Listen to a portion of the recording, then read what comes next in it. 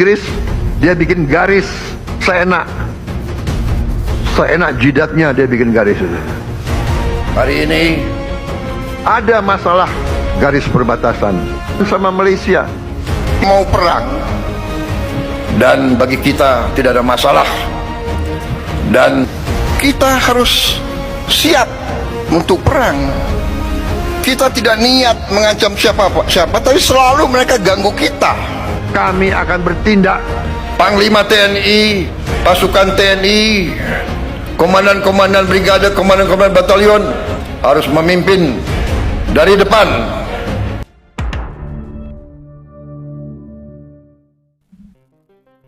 Guys, Indonesia akan dikeroyok oleh 5 negara. Ya teman-teman, ada sebuah informasi di TikTok, di YouTube yang menyebut bahwa FPDA ini resmi membela Malaysia perihal ketegangan di Ambalat. Nah, kalau misalnya teman-teman bertanya, Bang, FPDA itu apa nih? Singkatannya itu adalah Five Power Defense Agreement. Adalah serangkaian hubungan pertahanan multilateral yang dibentuk oleh Malaysia dan juga 4 negara lainnya di tahun 1971. Anggotanya siapa? Oh, nggak kaleng-kaleng nih teman-teman anggotanya. Yang pertama, Inggris. Ini rajanya penjajah ya. Ini terus ada Australia. Ini memang Australia juga panas-panasnya dengan Indonesia ya. Selandia Baru, Malaysia, dan juga Singapura. Ini adalah negara-negara yang memang sangat sering sekali berkonflik dengan Indonesia. Yang minus Selandia Baru dan Inggris mungkin kurang ya, tidak terlalu bersitegang dengan Indonesia. Tapi Australia, Malaysia, Singapura, ini adalah negara-negara yang ketakutan kalau misalnya Indonesia menjadi negara superpower. Karena dominasi Indonesia bukan main, teman-teman, bisa menguasai seluruh Asia Tenggara. Kita bisa lihat teman-teman bagaimana Australia dulu bahkan pernah ya menyadap informasi dari para pejabat di Indonesia. Kita lihat ini Singapura. Singapura itu sangat ketakutan kalau misalnya Batam mengambil alih jalur perdagangan. Kalau Malaysia ya sudah kita tidak usah sebut lah. Malaysia sedang bersitegang dengan Indonesia soal berbagai wilayah-wilayah sengketa. Ada Kampung Nunukan, ada juga Ambalat, teman-teman. Jadi banyak sekali yang sedang dipersitegangkan. Nah, yang agak riskan campur tangan negara ketiga, bahkan negara keempat ya dalam pergesekan Indonesia dan juga Malaysia. Ini berat juga loh teman-teman. Kalau misalnya perang dan Malaysia itu dibantu oleh 5 negara, ya kita tidak berharap perang terjadi, tapi seperti yang dikatakan Pak Prabowo, kita cinta damai, karena itu kita harus siap berperang. Jadi kalau misalnya Indonesia memutuskan untuk eskalasi militer terjadi, maka Indonesia harus memperhitungkan. Ada sekutu Malaysia itu ada Australia, ada juga Singapura, ada juga Inggris yang punya kekuatan atau power yang bisa menandingi Indonesia kalau digabung. Ya kalau kita dikeroyok kan agak berat juga. Nah ini menariknya kata Pak Prabowo. Ya kalau misalnya kita non-blok, maka kalau kita diserang, tidak akan ada bangsa yang menolong kita. Nah, itu sudah di-spill oleh Pak Prabowo loh teman-teman. Bahwa pilihan kita untuk non-blok sebenarnya adalah pedang bermata dua. Kita di sisi lain tidak memihak, tapi di sisi lain juga tidak akan ada yang menolong kita kalau kita diinvasi. Nah, ini menariknya kalau Malaysia kan memang adalah pecahan dari Inggris. Bahkan ya lambang benderanya juga terinspirasi dari kejayaan Inggris saat itu. Jadi otomatis negara-negara pecahan Inggris dulu ya, Britania Raya ini bakal saling bahu-membahu, sedangkan Indonesia hanya sendiri. Karena itu Pak Prabowo mengatakan kita harus berdikari, kita harus kuat, kita harus mandiri, pertahanan kita harus kita perkuat. Nah, hari ini kita bakal tengok dulu informasi yang menyebut bahwa FPDA atau 5 negara ini akan membantu Malaysia kalau misalnya terjadi perang antara Indonesia dan juga Malaysia. Oke, teman-teman, tanpa panjang lebar, kita simak informasi selengkapnya. Malaysia tak henti-hentinya mengganggu kedaulatan wilayah Indonesia. Negeri jiran kerap kali melakukan aksi usilnya di daerah kekuasaan perairan Ibu Pertiwi. Buktinya berbagai kapal berbendera Malaysia dengan sengaja melanggar batas perairan. Sebut saja kapal AL Malaysia yang sering menyerobot ke laut Blok Ambalat. Mereka bahkan berani bertindak semena-mena kepada aparat penegak hukum Indonesia. Pasalnya, 3 petugas kelautan dan perikanan Indonesia justru diringkus kepolisian Malaysia. Tindakan semena-mena ini juga dilakukan oleh warga Tanah Melayu sendiri.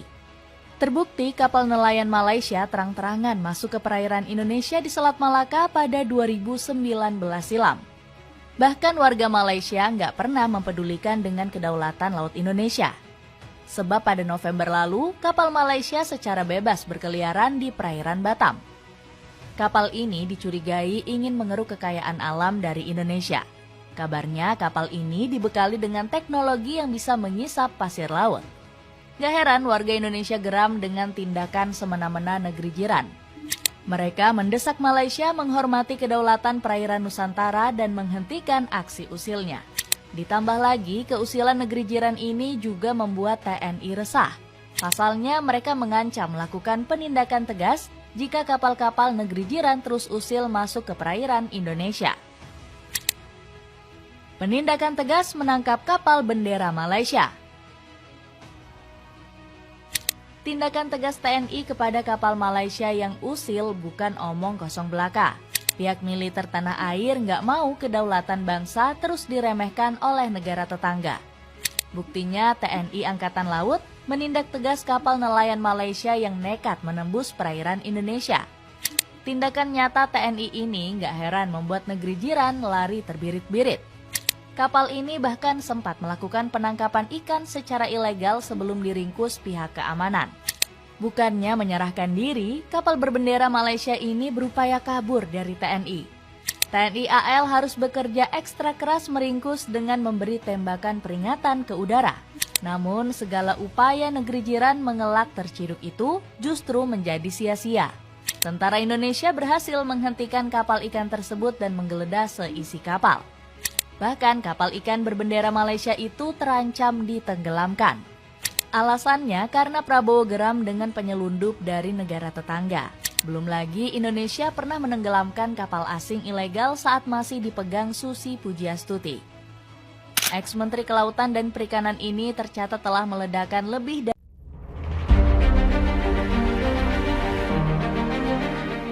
Di saat Malaysia dikabarkan melibatkan FPDA dan dunia mengira Indonesia bakal mundur, justru yang terjadi sebaliknya. Perbatasan Ambalat tiba-tiba dipenuhi pergerakan militer terukur. Laut dijaga, langit diawasi, dan strategi baru mulai dijalankan. Banyak yang mengira ini tanda perang, tapi para analis malah melihat pesan lain yang jauh lebih besar. Indonesia tidak sedang terpancing. Indonesia sedang mengatur papan permainan. Pertanyaannya, langkah apa yang sebenarnya sedang disiapkan Prabowo di balik manuver senyap ini? Inilah momen saat Indonesia menggertak Malaysia dan Australia dengan pesawat pembom. Pada saat konfrontasi Indonesia-Malaysia, Indonesia berani meladeni tantangan perang dari negara pimpinan Inggris untuk menunjukkan kekuatan militernya. AURI merencanakan sebuah operasi militer. Saat itu, AURI mengerahkan 3 pesawat pembom TU-16, 1 pesawat terbang ke Sabah, 1 ke Sarawak, dan 1 lagi terbang menuju Australia. Misi itu bertujuan untuk menjatuhkan pamflet propaganda, sedangkan pesawat yang ke Australia menjatuhkan kaleng makanan made in Indonesia. Tujuannya adalah memberikan efek psikologis bagi Australia. Jika berani membantu Malaysia, maka bukan makanan kaleng lagi yang dijatuhkan. Dengan terbang rendah untuk menghindari radar, TU-16 AURI berhasil menjatuhkan bawaannya tepat di Alice Springs. Sedangkan TU-16 yang ke Malaysia berhasil menjatuhkan pamflet propaganda walaupun sempat dikejar pesawat tempur Inggris. Gara-gara TU-16 AURI, pemerintah Australia panik lantaran ada pesawat pembom segede gaban masuk wilayahnya. Ketegangan di Ambalat kembali memanas setelah muncul klaim berulang dari Malaysia atas wilayah laut yang selama ini dianggap bagian dari ZEE Indonesia. Kawasan kaya migas di Laut Sulawesi itu bukan sekedar soal energi, tapi simbol kedaulatan. Setiap pernyataan sepihak langsung memicu reaksi publik, karena masyarakat Indonesia melihatnya sebagai pengulangan pola lama. Klaim muncul, lalu diuji lewat tekanan di lapangan. Indonesia sebenarnya tidak mengubah posisi sejak awal. dasarnya jelas mengacu pada hukum laut internasional dan garis batas yang telah lama dipertahankan. Namun, setiap kali aktivitas eksplorasi meningkat, isu Ambalat selalu kembali diangkat.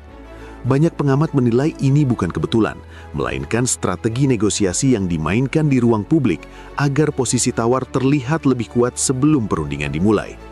Di lapangan, respons Indonesia terukur. Patroli laut ditingkatkan, radar aktif penuh, dan unsur TNI siaga tanpa provokasi. Kapal perang hadir bukan untuk menyerang, tetapi memastikan tidak ada pelanggaran wilayah. Pendekatan ini menunjukkan Jakarta memilih kontrol situasi, bukan emosi. Justru kehadiran militer yang tenang menjadi pesan bahwa wilayah dijaga tanpa perlu retorika berlebihan. Sementara itu, muncul kabar Malaysia berkonsultasi dengan mitra pertahanannya. Isu ini langsung ramai di media sosial seolah konflik besar akan terjadi. Padahal mekanisme tersebut bersifat konsultatif, bukan otomatis bantuan militer.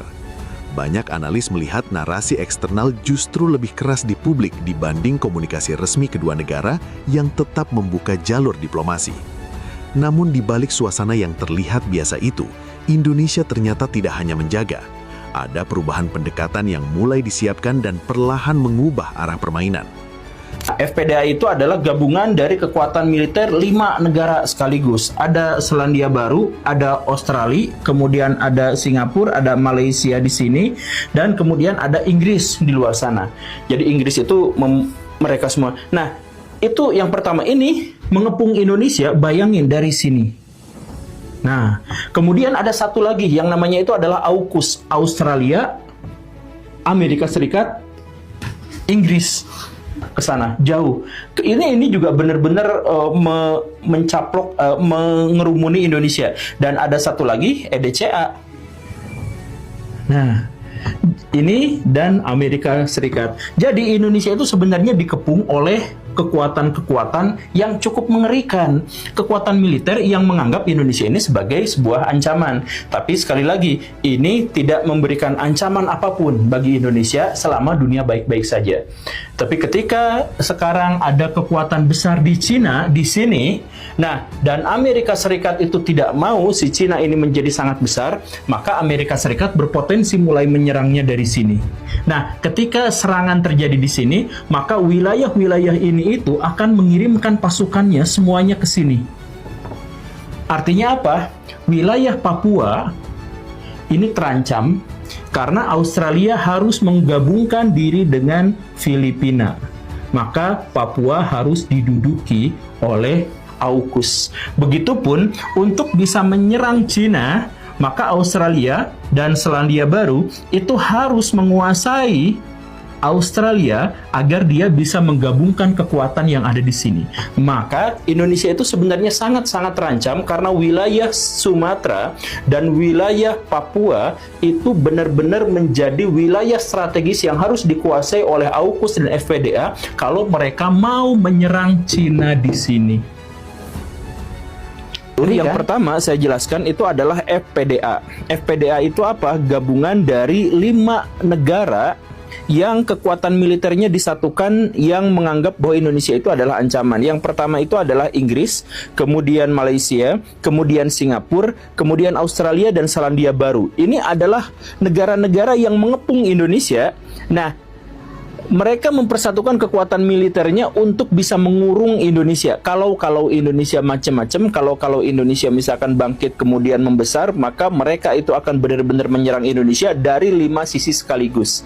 Itu yang pertama. Kemudian yang kedua itu adalah Pakta Militer AUKUS. Pakta Militer AUKUS ini adalah pakta militer yang baru dibentuk ya sekitar 20 tahunan kemarin itu, yang terdiri atas Amerika Serikat, Inggris, dan Australia. Tujuan dari mereka didirikannya itu sebenarnya adalah untuk membendung Cina. Makanya mereka dibekali oleh persenjataan hyper canggih. Di antaranya misalkan kapal selam nuklir, kemudian berbagai senjata cyber dan lain sebagainya.